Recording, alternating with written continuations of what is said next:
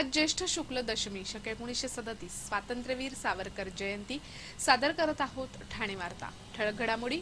Thane police आयुक्तालयातील 1000हून अधिक कर्मचाऱ्यांच्या बदल्या, कळव्यामध्ये रेल्वेवरील 2 पादचारी पुलांना मंजुरी आणि वर्तकनगर प्रभाग समितीच्या समाज विकास विभागानं विधवा महिलांचं अनुदान लाटल्याचा या महिलांचा आरोप। या आणि इतर घडामोडी विस्तृतपणे पण काही क्षणातच। ठाणे वार्ता पहा श्रीस्थानक वाहिनीवर। आता सकाळी 9:15 पासून रात्री 9:15 पर्यंत ठाणे वार्ता, ठाण्यातील पहिलं दृकश्राव्य माध्यम। श्रीस्थानक वाहिनी ठाण्याची स्वतःची वाहिनी। ठाण्यातील घडामोडी, कार्यक्रम, वादविवाद, अगदी गाणी, नाटक याचा आनंद घर बसल्या पहा श्रीस्थानक वाहिनी। आपल्या ठाण्याचं हक्काचं व्यासपीठ श्रीस्थानक वाहिनी। ठाणे वार्ता आता संकेतस्थळावर देखील ठाणेवार्ता.com वर क्लिक करा आणि ठाण्याच्या घडामोडी जाणून घ्या। ठाण्यातील पहिलं ऑनलाईन माध्यम ठाणेवार्ता.com। नमस्कार मंडळी, दर रविवारी पाहायला विसरू नका। नमस्कार मंडळी, आपल्या प्रश्नांचं थेट उत्तर। ठाणे वार्ता पहा श्रीस्थानक वाहिनीवर। आता सकाळी 9:15 पासून रात्री 9:15 पर्यंत ठाणे वार्ता, ठाण्यातील पहिलं दृकश्राव्य माध्यम। आज स्वातंत्र्यवीर सावरकरांची 133वी जयंती। प्रखर देशभक्त आणि क्रांतिकारी विनायक दामोदर सावरकर यांना ठाणे वार्तातर्फे विनम्र आदरांजली। कळव्यातील रेतीबंदर आणि घोलाई नगर इथे गेल्या अनेक वर्षापासून रखडलेल्या 2 रेल्वे पादचारी पुलांना रेल्वे मंत्रालयानं मंजुरी दिली आहे। काल एका पत्रकार परिषदेत आमदार जितेंद्र आव्हाड यांनी ही माहिती दिली।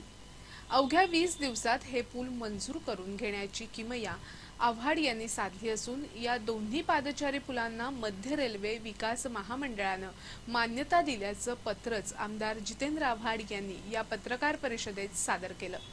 कळवा भागात रेल्वे पलीकडे मोठी नागरी वस्ती वाढल्यानं आणि रेतीबंदर भागात रेल्वेनं भिंत बांधल्यानं पादचाऱ्यांना जीव धोक्यात घालून रेल्वे रूळ ओलांडून जावं लागत होतं। या पार्श्वभूमीवर पादचारी पुलाची गरज निर्माण झाली होती। आमदार जितेंद्र आव्हाड यांनी रेल्वे विकास महामंडळाच्या अधिकाऱ्यांशी संपर्क साधून ही मागणी मंजूर करून आणली आहे। महाराष्ट्र रस्ते विकास महामंडळाच्या माध्यमातून या पुलाची उभारणी केली जाणार आहे।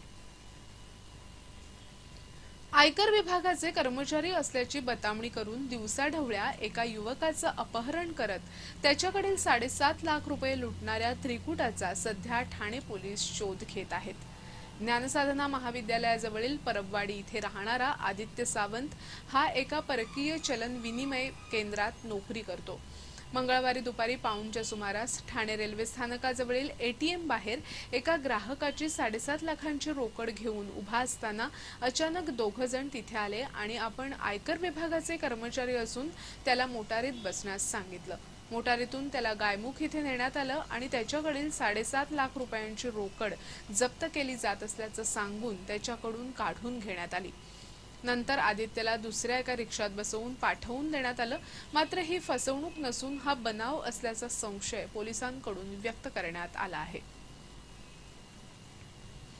वादग्रस्त अभिनेत्री सनी लिओन हिची काल ठाण्यामध्ये चौकशी करण्यात आली। तब्बल तासभर चाललेल्या चौकशीत तिनं भारत आणि भारतीयांबद्दल आदर असल्याची कबुली दिली असल्याचं पोलिसांकडून सांगण्यात आलं। सुप्रसिद्ध अभिनेत्री सनी लिओन या कॅनडाच्या अश्लील चित्रपट करणाऱ्या अभिनेत्रीच्या विरोधात डोंबिवली येथील रामनगर पोलीस ठाण्यात हिंदू जनजागृती समितीच्या रणरागिणी शाखेच्या अंजली पालन यांनी या प्रकरणी पोलीस ठाण्यात तक्रार केली होती। त्यानुसार सनी लिओन विरोधात गुन्हा दाखल करण्यात आला होता। सनी लिओन हिंदी चित्रपटात काम करत असतानाच भारतात sunnyleon.com या अश्लील संकेतस्थळाद्वारे अश्लीलतेचा प्रसार करत आहे। या संकेतस्थळावर तिची नग्न छायाचित्र आणि व्हिडिओ आहेत। कुठलंही निर्बंध नसल्यानं हे संकेतस्थळ कोणीही पाहू शकतं। यातून सनी लिओन यांचा भारतीय युवा पिढीला बिघडवण्याचा कुटील हेतू दिसून येतो अशी अश्लील चित्र आणि व्हिडिओ यांचं प्रदर्शन करून तिनं भारतीय कायद्यानुसार गुन्हा केला असल्याचं समितीचं म्हणणं होतं। या प्रकरणी पोलिसांनी तिला चौकशीसाठी बोलावलं होतं। सनी लिओन येणार म्हणून ठाणे पोलीस आयुक्तालयात बघ्यांची गर्दी जमली होती। सनी लिओन आपले पती आणि वकिलांसमवेत पोलीस आयुक्तालयात चौकशीसाठी आली होती। गुन्हे शाखेचे पोलीस उपायुक्त पराग मणेरे यांच्यासमोर तिचा या प्रकरणी जबाब नोंदवण्यात आला। कोपरी परिसरातील ज्या नाल्यांची सफाईची किरकोळ कामं बाकी आहेत ती कामं त्वरित पूर्ण करावीत असे आदेश महापालिका आयुक्त संजीव जयस्वाल यांनी दिले आहेत। ठाणे महापालिकेच्या स्थायी समितीचे सभापती नरेश म्हस्के आणि महापालिका आयुक्त संजीव जयस्वाल यांनी ठाणे पूर्व परिसरातील नालेसफाईची पाहणी केली। त्यावेळी आयुक्तांनी हे आदेश दिले। पावसाळ्यामध्ये पाणी साचून नागरिकांना त्रास होऊ नये आणि दुर्गंधी पसरून रोगराई निर्माण होऊ नये यासाठी प्रत्यक्ष जागेवर जाऊन ही पाहणी करण्यात आली। या परिसरातील नाल्यांच्या सफाईच्या कामाविषयी पालिका आयुक्तांनी समाधान व्यक्त केलं। ठाणे वार्ता पहा श्रीस्थानक वाहिनीवर आता सकाळी 9:15 पासून रात्री 9:15 पर्यंत ठाणे वार्ता, ठाण्यातील पहिलं दृकश्राव्य माध्यम। आपला परिसर स्वच्छ आणि सुंदर ठेवण्यासाठी ठाणे महापालिकेत सहकार्य करा। ओला सुका कचरा वेगवेगळा जमा करा आणि रोगराईपासून मुक्तता मिळवा।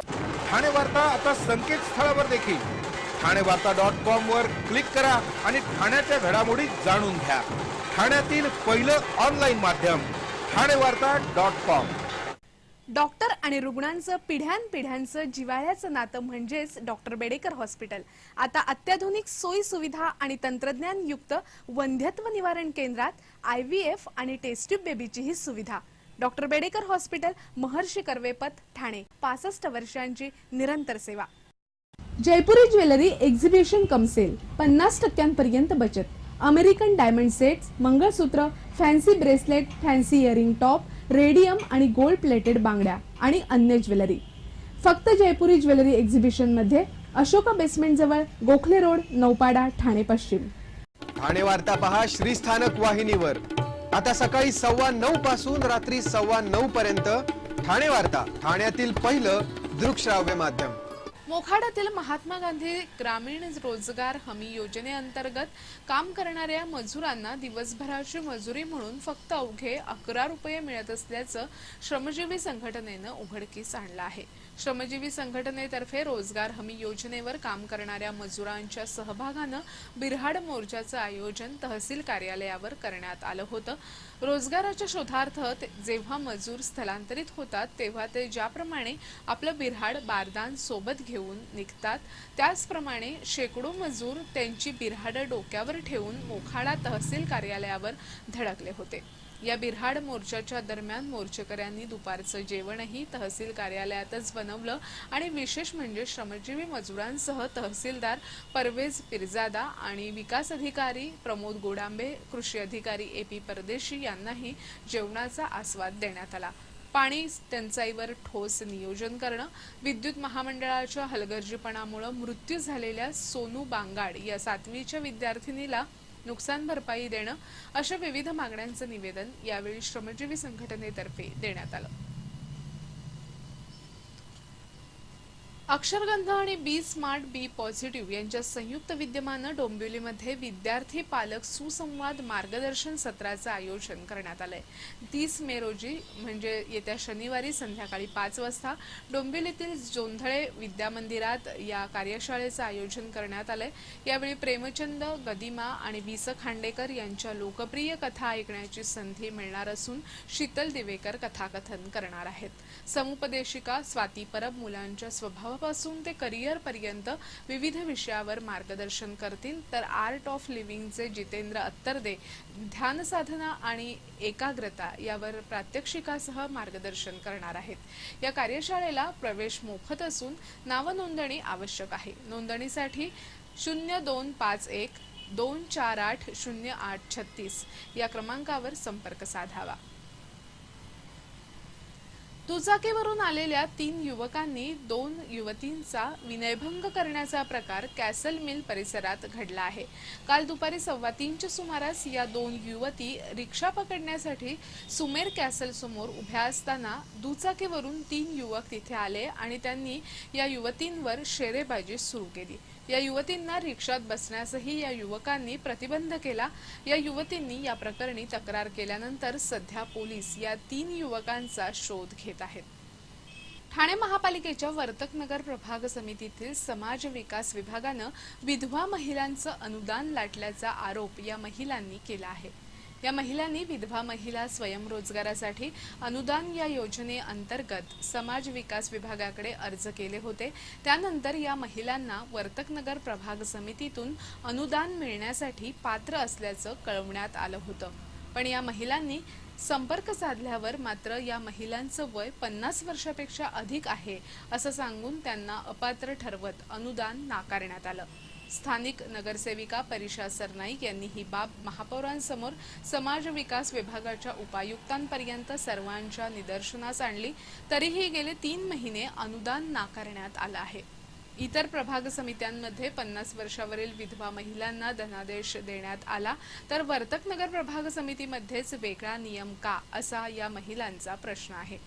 या योजनेच्या लाभासाठी वयाच्या 50 वर्षाचा निकष कसा ठरवण्यात आला? या योजनेतून लाभ मिळवण्यासाठी एखाद्या महिलेस 50 वर्षाच्या आत विधवा अथवा घटस्फोटित व्हावं लागेल का? गरजू आणि गरीब महिलांना उदरनिर्वाहासाठी स्वयंरोजगाराची गरज नाही का? 50 वर्षावरील महिला स्वयंरोजगार करू शकत नाहीत का? जर या योजनेत वयाची अट होती तर आधी पात्र का ठरवण्यात आलं? असे अनेक प्रश्न या महिलांनी या निमित्तानं उपस्थित केले आहेत। ठाणे पोलीस आयुक्तालयातील पोलीस शिपायापासून हेड कॉन्स्टेबल पर्यंतच्या 1000हून अधिक कर्मचाऱ्यांच्या बदल्या करण्यात आल्या आहेत। विशेष म्हणजे या बदल्यांच्या वेळी नाराजी नसून कर्मचाऱ्यांमध्ये काहीसं आनंदाचं वातावरण असल्याचं सांगितलं जातं। ठाणे पोलीस आयुक्तालयात 33 पोलीस ठाणी, गुन्हे शाखा, वाहतूक शाखा, पोलीस मुख्यालय अशा विविध विभागातील 1000हून अधिक कर्मचाऱ्यांच्या बदल्या करण्यात आल्या आहेत। बदल्या हा विषय नेहमीच वादग्रस्त असतो। ज्याला अपेक्षित ठिकाणी बदली मिळाली नाही तो या बदलीच्या विरोधात ओरड करत असतो। पण यंदा मात्र पोलिसांच्या कौटुंबिक अडीअडचणींचा विचार करून त्यांच्या राहत्या घराच्या ठिकाणापासून 5 किलोमीटर परिसरातील पोलीस ठाण्यांमध्ये बदल्या करण्यात आल्या आहेत। या बदल्या करताना बदलीसाठी पर्यायही देण्यात आल्यामुळे पोलीस वर्गामध्ये आनंदाचं वातावरण आहे।